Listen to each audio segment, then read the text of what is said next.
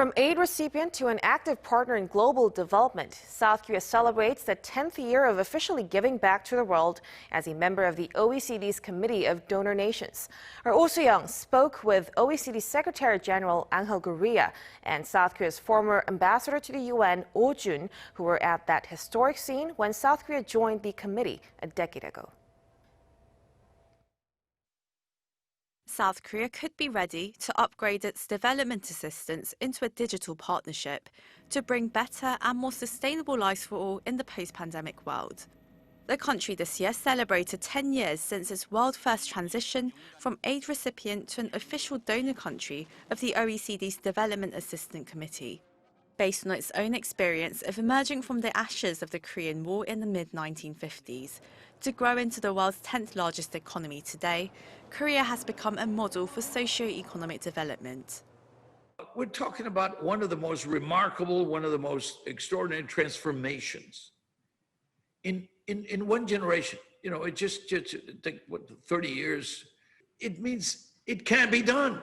It should be an incentive for every other country in the world, especially for developing countries. We were showing them all the time the example of Korea and saying, listen, this did not happen by itself. This was not a miraculous transformation.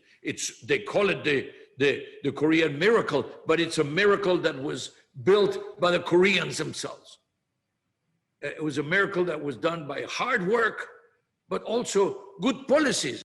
Along with the OECD Secretary General, former South Korean ambassador to the United Nations Oh Joon was at the scene of the transition in 2009, pledging Korea's commitment to helping countries around the world tackle major challenges to development, from beating poverty, inequality and climate change to improving health, access to education, sustainable jobs and livelihoods. At that special meeting to accept Korea to the OECD Development Assistance Committee, I remember that I said when the OECD was created in 1961, South Korea was still struggling to rebuild itself from the ashes of the Korean War, and our per capita GDP was only about $82 US. Since then, Korea, of course, had received a total of $13 billion US in foreign aid, until we graduated as a recipient and became a donor in the 1990s. Our accession to the DOC was in 2010 was very important because it made our donorship official.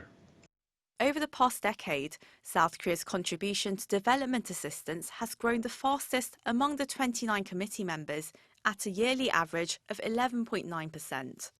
Today, amid the COVID-19 pandemic, South Korea is also engaged in sharing know-how on its health and policy response. Seoul has also committed to the global COVAX alliance, which aims to make COVID-19 vaccines available for developing countries.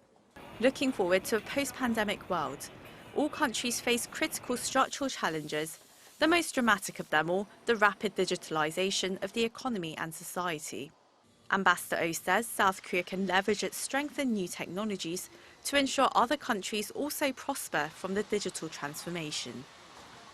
Fortunately, Korea is in a position to take advantage of new waves of technological innovations, including those of artificial intelligence, robotics, and synthetic biology, which are often called the fourth industrial revolution technologies.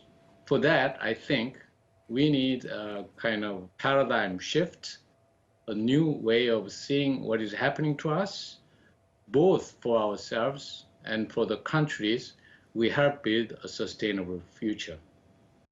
70% of the country's aid is to provide social and economic infrastructure and assistance to developing countries in Asia, Africa and the Americas.